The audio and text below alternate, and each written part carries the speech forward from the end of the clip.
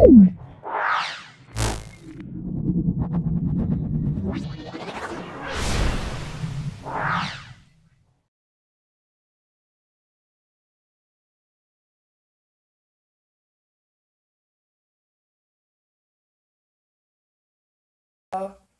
School চলে আসছি, number 13। খুব ভালো করে দেখো ভিডিওটা, প্রথম থেকে শেষ পর্যন্ত দেখো। অবশ্যই তোমরা ভিডিও থেকে উপকৃত হবে।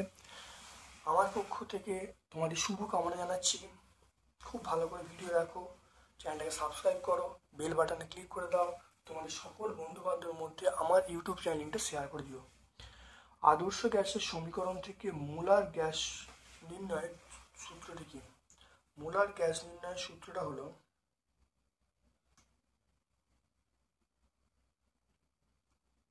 সেটা আমরা বলবো অপশান ডি। আমরা বলবো অপশান ডি, অপশান ডি আমরা বলবো।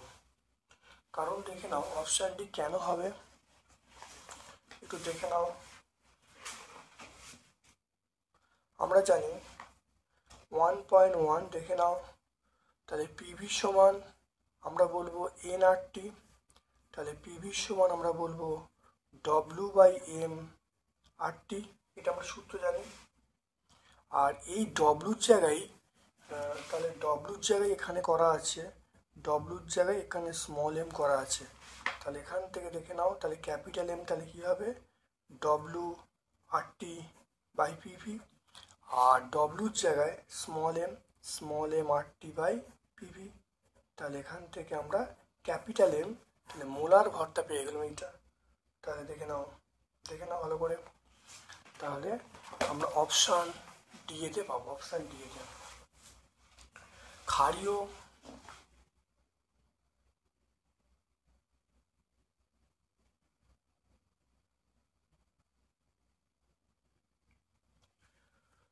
দেখে নাও, ক্ষারীয় মিথ্যা ধাতু পরমাণুর সর্ববহিস্থ কক্ষে কটা ইলেকট্রন থাকতে পারে? ক্ষারীয় মিথ্যা ধাতু সর্ববহিস্থ কক্ষে, দেখে নাও, ক্ষারীয় মিথ্যা ধাতু সর্ববহিস্থ কক্ষে কটা ইলেকট্রন থাকতে পারে? সেটা আমরা দুটো বলবো, দুটো। সিএফসি প্রধান উৎস আমরা বলবো রেফ্রিজারেটর। দন্ত চিকিৎসা ব্যবহার করা হয় অবতল দর্পণ। তারপরে 1.5 চলে এসো সমযোজী যৌগ। সমযোজী যৌগ এটা আমরা বলবো সমযোজী যৌগ আমরা বলবো এইচএফ আমরা বলবো সমযোজী যৌগ। বাকি কিন্তু তড়িৎ যৌগ, বাকিগুলো কিন্তু তড়িৎ যৌগ। তারপর দেখো দেখে না, বিবর্ধক কাঁচের 0.1 মিলিমিটার দূরে একটি বস্তুর প্রতিবিম্ব 40 সেন্টিমিটার, বিবর্ধন কত হবে? প্রতিবিম্ব তাহলে ইউ সমান এটা 0.1 মিটার, ঠিক আছে। এটা হলো ভি সমান 40 সেন্টিমিটার। 40 সেন্টিমিটার মানে 40/100 মিটার। তাহলে আমরা এখান থেকে বলবো 0.4 মিটার। তাহলে বিবর্ধন কত? তাহলে একে দেখে নাও, তাহলে 0.4 মিটার। তাহলে এম সমান আমরা বলবো V/U। তাহলে ভি এর মান আমরা পেয়ে যাবো 0.4, আর ইউ এর মান পেয়ে যাবো 0.1। তাহলে এখান থেকে এম এর মান পেয়ে যাবো কত? 4 পেয়ে যাবো। তাহলে এম এর মান 4।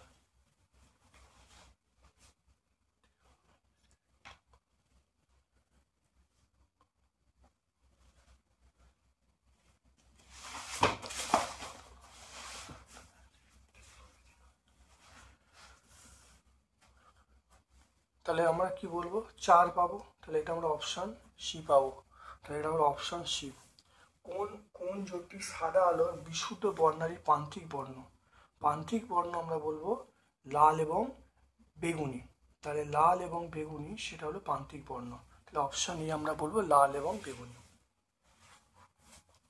আচ্ছা, এরপর চলে এসো গ্রুপ বি এর প্রশ্নে চলে এসো। গ্রুপ বি খুব ভালো করে চলে এসো। দেখো, সমতল দর্পণে ফোকাস দূরত্ব আমরা বলবো অসীম। সমতল দর্পণে ফোকাস দূরত্ব আমরা অসীম সিম্বলে যদি এরমভাবে দেবো। অবতল দর্পণ কখন একটি বিবর্ধিত অসৎবিম তৈরি করবে? অবতল দর্পণ কখন একটি বিবর্ধিত অসৎবিম তৈরি করবে? দেখো, অবতল দর্পণ একটা বিবর্ধিত অসৎবিম তৈরি করবে যখন বস্তুটা ফোকাসের মধ্যে রাখা হবে। তাহলে আমরা কি বলবো? দেখো, বস্তুটা অবতল দর্পণের মেরু মুখ্য প্রকাশের মধ্যে বস্তু থাকলে অসৎ বিম্ব তৈরি হবে। তাহলে পেজ নাম্বার 40 আমরা পেয়ে যাব। তাহলে আমরা পেজ নাম্বার 40 আমরা পেয়ে যাচ্ছি। ক্যামেরায় গঠিত প্রতিবিম্বের বৈশিষ্ট্য কি? ক্যামেরায় গঠিত প্রতিবিম্বের বৈশিষ্ট্য হলো সৎ হবে, অবশীর্ষ হবে, সৎ হবে, অবশীর্ষ হবে।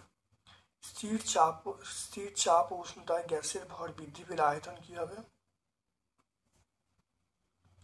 স্থির চাপ উষ্ণতায় গ্যাসের আয়তন কি হবে? গ্যাসের ভর বৃদ্ধি পেলে আয়তন বৃদ্ধি পাবে। স্থির চাপ উষ্ণতায় গ্যাসের ভর বৃদ্ধি পেলে আয়তন বৃদ্ধি পাবে। তারপর দেখো 2.4 চলে এসো। পরম শূন্য উষ্ণতা ফারেনহাইট স্কেলে মান কত? দেখে নাও। -459.4, -459.4 ডিগ্রি ফারেনহাইট। তাহলে -459.4 ডিগ্রি ফারেনহাইট। খুব কম চাপে কোন গ্যাসটি বয়েল সূত্র মেনে চলে? খুব দেখে নাও। তো এখানে একটা প্রশ্ন ছিল, দেখো 10 নম্বর ছোট প্রশ্ন ছিল, বাস্তব গ্যাস বয়েল সূত্র মেনে চলে কি? তাই নিম্ন চাপে অবশ্যই বয়েল সূত্র মেনে চলে। তাহলে এখানে আমরা বলবো এটা বাস্তব গ্যাস। হ্যাঁ, বাস্তব গ্যাস। তাহলে খুব কম চাপে এবং উচ্চ উষ্ণতায়, বাস্তব গ্যাস বয়েল সূত্র মেনে চলে। প্রিজম বর্ণ সৃষ্টি করে, সত্য মিথ্যা বলতে বলেছে। প্রিজম বর্ণ সৃষ্টি করে না, শুধুমাত্র যৌগিক আলোকে বিচ্ছুরণ ঘটায়। ঠিক আছে, তো এটা আমরা মিথ্যা বলবো। বর্ণ সৃষ্টি করে বলেছে, তো এটা মিথ্যা বলবো। কোন প্রকার বন্ধনে নির্দিষ্ট কোনো অভিমুখ নেই? কোন আয়নীয় বন্ধনের কোনো নির্দিষ্ট অভিমুখ নেই। তাহলে আয়নীয় বন্ধনের আমরা বলবো আয়নীয় বন্ধনের কোনো নির্দিষ্ট অভিমুখ নেই। এটা মনে রাখবে। এর ব্যাখ্যাটাও আছে, কারণ আয়নীয় বন্ধন অ্যানায়ন ও ক্যাটায়ন নিয়ে গঠিত হয়, আর তীব্র আকর্ষণ বলের দ্বারা আবদ্ধ হয়। ফলে আয়নীয় বন্ধনে যে কোনো দিকেই হতে পারে, অর্থাৎ নির্দিষ্ট কোনো অভিমুখ নেই। তাহলে আয়নীয় বন্ধনের কোনো নির্দিষ্ট অভিমুখ নেই। বায়ুমণ্ডলে কোন স্তরকে শান্ত মণ্ডল বলে? এটা আমরা দেখে নাও। এটা বলবো, দেখে নাও, স্ট্র্যাটোস্ফিয়ারকে আমরা শান্ত মণ্ডল বলবো।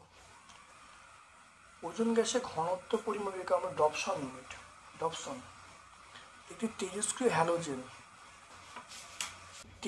হ্যালোজেন আমরা বলবো অ্যাস্টাটিন। একটি তরল অধাতুর নাম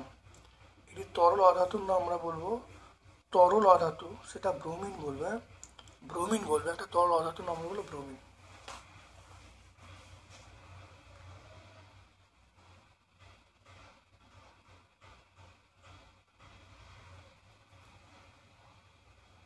তরল অধাতুর নাম বলবো ব্রোমিন। গ্রুপ সি এর প্রশ্ন চলে এসো। অ্যাভোগাড্রো, দেখে নাও, অ্যাভোগাড্রো সূত্রটি বিবৃত করতে হবে। অ্যাভোগাড্রো সূত্রটি বিবৃত, আমরা এই অ্যাভোগাড্রো প্রকল্পটাকে অ্যাভোগাড্রো সূত্র বিবৃত দেখে নাও।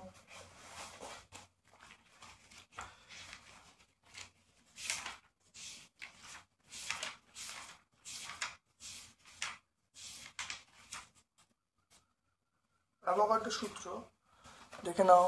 স্থির উষ্ণতা ও চাপে কোনো গ্যাসের আয়তন গ্যাসটার মোল সংখ্যার সঙ্গে সমানুপাতিক হয়। দেখে নাও, এটা পেজ নাম্বার 14 আমরা পাবো। তড়িৎযোজী এবং সমযোজী দুটো পার্থক্য লিখতে বলেছে।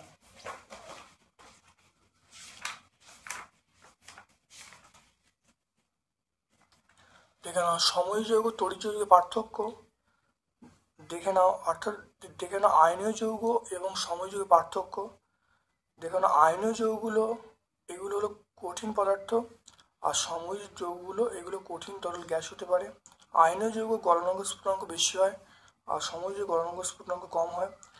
আর আয়নীয় যৌগগুলো এটা স্বতন্ত্র অস্তিত্ব থাকে না, আর এই আয়নীয় যৌগে স্বতন্ত্র অণুর অস্তিত্ব নেই, আর সমযোজী অণুর অস্তিত্ব আছে। এটা পেজ নাম্বার 107 পাবো। তারপর দেখে নাও কোনটা তড়িৎযোজী কোনটা সমযোজী বলতে। দেখে নাও, মনে রাখবে তড়িৎজয়ী যৌগ যেগুলো আছে, তড়িৎজয়ী যৌগ সেটা আমরা বলবো, ধরো তড়িৎজয়ী যৌগ যেগুলো আছে সেগুলো আমরা বলবো KCl বলবো আর CaO বলবো। KCl এবং CO এগুলো হলো তড়িৎজয়ী যৌগ, আর বাকি CH4 এবং CH-Cl3 এটা হলো আমরা বলবো সমযোজী যৌগ। কঠিন অবস্থায় NaCl তড়িৎ পরিবহন করে না কেন?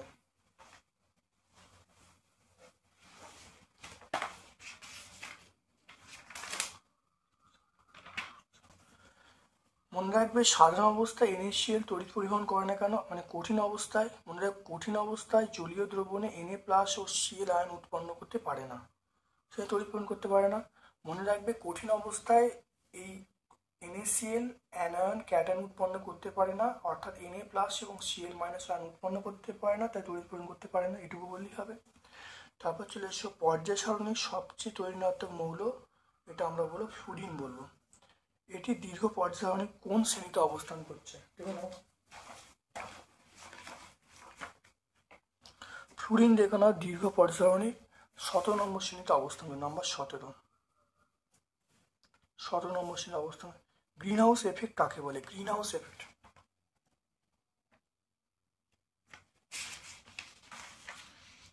গ্রিন হাউস এফেক্ট দেখে নাও, অর্থাৎ যে প্রাকৃতিক প্রক্রিয়ার সাহায্যে ভূপৃষ্ঠ থেকে বায়ুমণ্ডলে উপস্থিত CO2, CH4, N2O, জলীয় বাষ্প প্রভৃতি গ্যাসীয় পদার্থ পৃথিবী পৃষ্ঠ থেকে বিকৃত অপেক্ষিত দীর্ঘ তরঙ্গের অবলিত রশ্মিকে কিছু পরিমাণ শোষণ করে নেয়, বাকি অংশ প্রতিফলিত করে ভূপৃষ্ঠে কে উত্তপ্ত করে, তাকে আমরা গ্রিন হাউস এফেক্ট বলবো। পেজ নাম্বার 4-এ পেয়ে যাব, পেজ নাম্বার 4। তারপর দেখো তাপন মূল্য কাকে বলে? তাপন মূল্য 1 কেজি ভরের কোনো কঠিন বা তরল পদার্থকে জ্বালালে যে পরিমাণ শক্তি উৎপন্ন হয় তাকে আমরা তাপন মূল্য বলবো। এটা পেজ নাম্বার 5-এ পেয়ে যাব। শূন্য মাধ্যমে আলো বিচ্ছুরিত হয় না কেন? শূন্য মাধ্যমে আলোর বেগ সমান হয়, তাই আলো বিচ্ছুরিত হয় না। এটুকু বলে শূন্য মাধ্যমে আলোর বেগ সমান হয়, তাই আলো বিচ্ছুরিত হয় না। অবতল দর্পণের সামনে 5 সেন্টিমিটার দূরে 2.5 মিলিমিটার দীর্ঘ একটি বস্তু 1 মিটার উচ্চতা বিশিষ্ট সদ্বিম্ব গঠিত করলো বা সদ্বিম্ব গঠন করলো, প্রতিবিম্বের অবস্থা নির্ণয় করতে বলছে। একটি দেখে নাও অবতল দর্পণ তার 5 সেন্টিমিটার দূরে, তাহলে অবতল দর্পণ 5 সেন্টিমিটার দূরে এত দৈর্ঘ্যে 2.5 মিলিমিটার দৈর্ঘ্যে একটি বস্তু এত সেমি উচ্চবিশিষ্ট সদ্বিম্ব গঠন করলো, দেখে নাও। তাহলে বস্তু আমরা জানি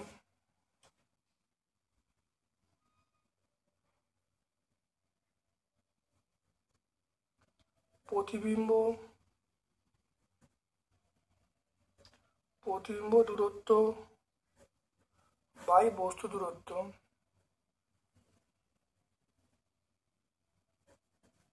সমান প্রতিবিম্বের উচ্চতা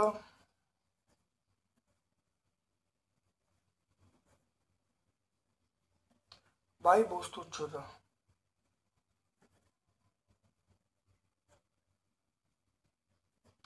তাহলে প্রতিবিম্ব দূরত্ব দেখে নাও,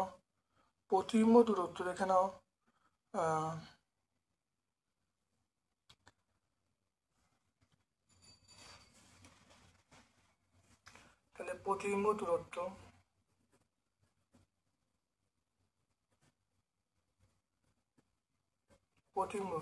বস্তু দূরত্ব বলা আছে 5 সেন্টিমিটার, 5। আচ্ছা, প্রতিবিম্বের উচ্চতা দেখো, প্রতিবিম্ব গঠন করলো দেখে নাও 1 সেন্টিমিটার প্রতিবিম্ব গঠন করলো, তাহলে 1 হলো। আর বস্তু দেখো বলা আছে 2.5 মিলিমিটার, তাই 2.5 মিলিমিটার মানে তাহলে 2.5 ইন্টু 10⁻⁻1। তাহলে এখানে বলা হচ্ছে বস্তুর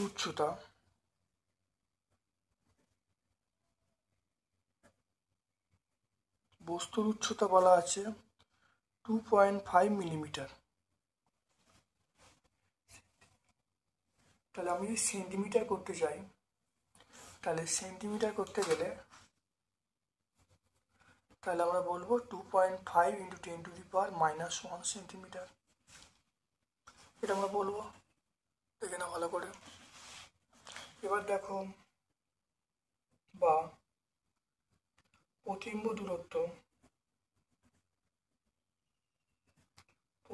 দূরত্ব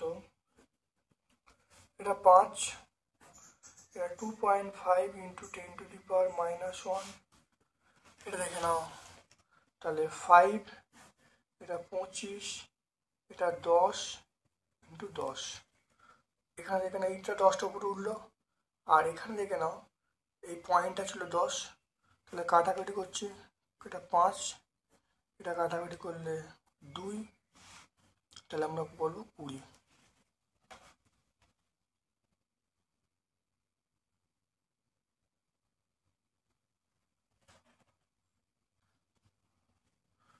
মানটা বসালুম, মানটা বসিয়ে দেখো এই পয়েন্টটা তোলা হলো মাইনাস, দেখো এটা -1 ছিল, তাহলে উপরে হলে 10 হয়ে যাবে, তাহলে +1 হয়ে যাবে।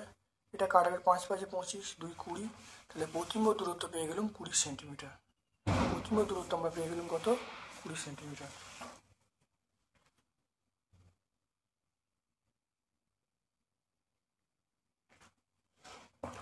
এরপর চলে এসো তোমরা গ্রুপ ডি এ চলে এসো। গ্রুপ ডি এ দেখো, একটি গ্যাসের পরম উষ্ণতা, চাপ উভয় দ্বিগুণ করা হলো। একটি গ্যাসের পরম উষ্ণতা, চাপ উভয় দ্বিগুণ করা হলো। গ্যাসের অন্তিম ও প্রাথমিক আয়তন তুলনা করতে বলছে। P1 V1/T1 সমান P2 V2/T2, এটা আমরা জানি, P1 V1/T2। এবার দেখো বলা আছে গ্যাসের চাপ এবং পরম উষ্ণতা উভয় দ্বিগুণ করা হলো। গ্যাসের চাপ, তাহলে এটা P1 V1/T1, গ্যাসের চাপ দ্বিগুণ করা হলো। গ্যাসের চাপ ছিল P2 অন্তিম চাপ, এটা 2P1 হলো ইন্টু V2, এটা তাপমাত্রা দ্বিগুণ করা হলো, তাই 2T1 করা হলো। তাহলে এখানে সিদ্ধান্ত কি ভালো করে দেখে নাও। তাহলে P1 V1/T1 সমান P2/T2, এখানে চাপটা দ্বিগুণ করা হলো 2P1 হলো, তাপমাত্রা দ্বিগুণ করা 2T1 হলো। তাহলে এখানে 2 ক্যান্সেল হয়ে গেল। তাহলে দেখে নাও তাহলে কি হচ্ছে, দেখে নাও খুব ভালো করে। তাহলে এখানে লিখতে পারি যে P1 V1/T1 সমান আমরা বলবো P1 V2/T1, তাই T1 ক্যান্সেল হয়ে গেল, P1 ক্যান্সেল হয়ে গেল। তাহলে আমরা এখান থেকে পেয়ে যাবো, দেখো V1 সমান V2। তাহলে V1 সমান V2 মানে আমরা এখান থেকে পেয়ে যাবো, দেখো V2/V1 সমান 1/1। তাহলে আয়তন, তাহলে V2:V1, তাহলে আমরা বলবো 1:1 বা শুধু 1ও বলতে পারি।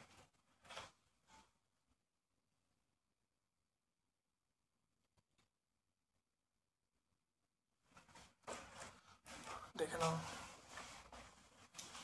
এরপরে দেখো অথবার প্রশ্ন চলে এসো। এনটিপিতে কোনো গ্যাসের আয়তন বলা আছে 27 সেন্টি তাপমাত্রায় 750 চাপে গ্যাসের আয়তন কত?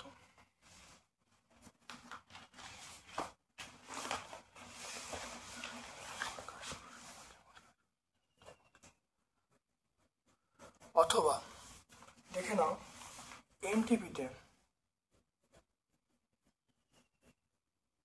এনটিপিতে তাহলে গ্যাসের P1 মানে আমরা বলবো 76 সেমি এইচজি, 76 সেমি এইচজি মানে 760 মিলিমিটার এইচজি। তাহলে V1 মানে 10 লিটার, T1 মানে এনটিপিতে মানে আমরা বলবো 273 কেলভিন।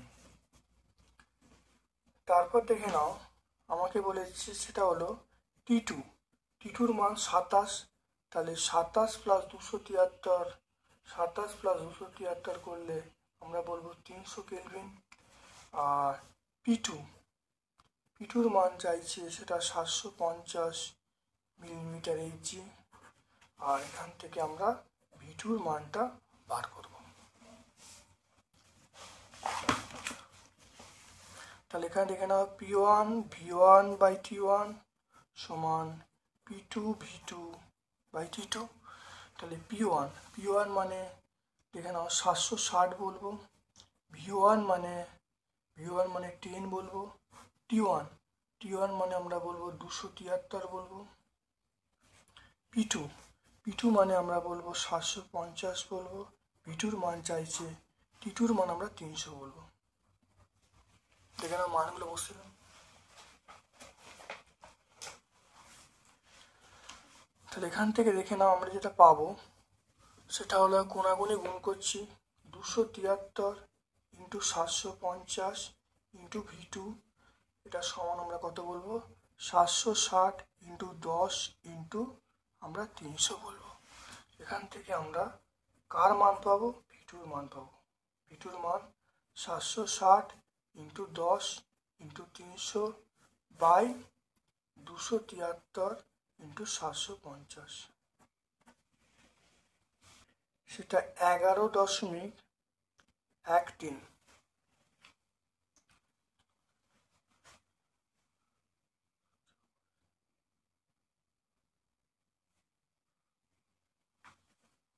আয়তন, গ্যাসটির আয়তন আমরা পেয়ে যাব 11.13 লিটার। তাহলে দেখো P1 দেওয়া, P1টা এনটিপিতে মানে 76 সেন্টিমিটার, 76 থেকে 760 করে নিলাম। V1 দেওয়া আছে 10 লিটার, T1 প্রাথমিক এনটিপিতে 273 কেলভিন, T2 মানে 27 প্লাস 273 মানে 300 কেলভিন, P2-র মান এটা আমরা পাবো 750 মিলিমিটার এইচজি। V2-র মান চাইছে, মানগুলো বসিয়ে দিলাম, বসিয়ে দেখো ক্যালকুলেশন করলে আমরা পাচ্ছি 11.13 লিটার। তাহলে আমরা গ্যাসটার আয়তন পেয়ে গেলাম 11.13 লিটার। দেখে নাও 4.2 NaLi কে একে বলা আছে পারমাণবিক ব্যাসার্ধ অনুসারে সাজাতে বলছে। দেখে নাও পরিষ্কার এখানে করা আছে, দেখতে পাচ্ছ। তাহলে Li less than Na less than K। তাহলে 101 পেজে আমরা পেয়ে যাব। আচ্ছা, পেজ নাম্বার 101-এ আমরা পেয়ে যাব দীর্ঘ পরিসারণীতে এইটার অবস্থান কত হবে। তো এটা দেখো ক্যালসিয়াম, ক্যালসিয়াম মৌলটা দেখে নাও, এটা প্রোটন সংখ্যা 20 আছে, প্রোটন সংখ্যা 20 মানে ক্যালসিয়াম 4 নম্বর পর্যায় 2 নম্বর শ্রেণী, 4 নম্বর পর্যায়ে 2 নম্বর শ্রেণী, এটা আমরা পাবো।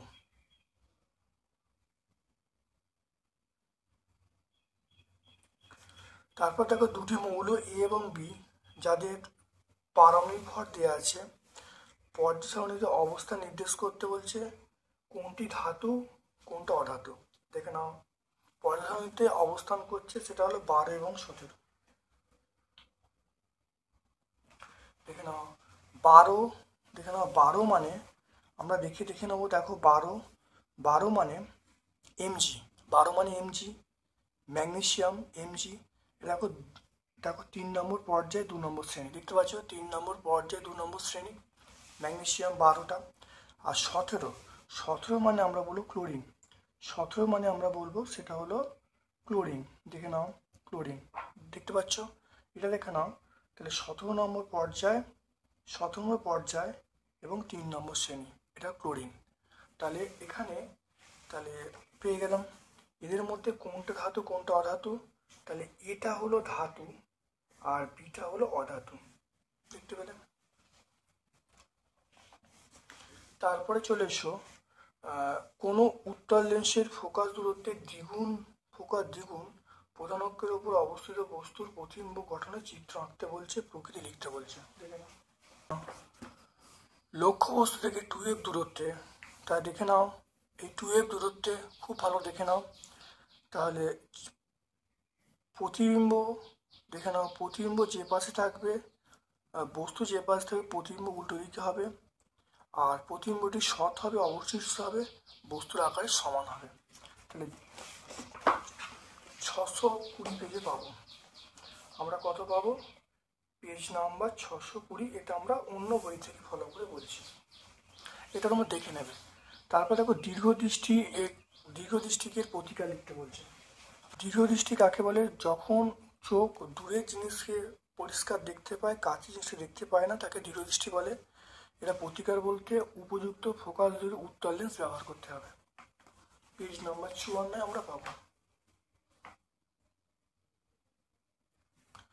তারপর দেখো রৈখিক বিবর্ধন কাকে বলে? রৈখিক বিবর্ধন কাকে বলে? লেন্সের প্রধান অক্ষের সঙ্গে লম্বভাবে অবস্থিত প্রতিবিম্বের উচ্চতা এবং বস্তুর উচ্চতার অনুপাতকে আমরা রৈখিক বিবর্ধন বলবো। Page number 51। বেতার তরঙ্গ এবং দৃশ্যমান আলোর মধ্যে একটি সাদৃশ্য, একটি বৈসাদৃশ্য লিখতে বলছেন। বেতার তরঙ্গ দেখে নাও, বেতার তরঙ্গ বা রেডিও তরঙ্গ এবং দৃশ্যমান আলো, এগুলো সাদৃশ্য বলতে বোঝাচ্ছে দুটোই তড়িৎচুম্বকীয় তরঙ্গ, দুটোই তড়িৎচুম্বকীয় তরঙ্গ। আর রেডিও তরঙ্গ বলতে সেটা হলো এর ল্যামডার মান 10^11 অ্যাংস্ট্রমের থেকে বেশি। আর দৃশ্যমান আলো আমরা বলবো 4000 অ্যাংস্ট্রম থেকে 8000 অ্যাংস্ট্রম। দেখে নাও, এটা পেজ নাম্বার 57 পেয়ে যাব। তাহলে 13তম স্কুলটা সেটা হলো মালদা জেলা স্কুল। সম্পূর্ণ ব্যাখ্যা করলাম। ভিডিওটা প্রথম থেকে শেষ পর্যন্ত দেখো, অবশ্যই উপকৃত হবে। ভালো লাগলে লাইক করবে, চ্যানেলকে সাবস্ক্রাইব করবে, বেল বাটনে ক্লিক করে দেবে।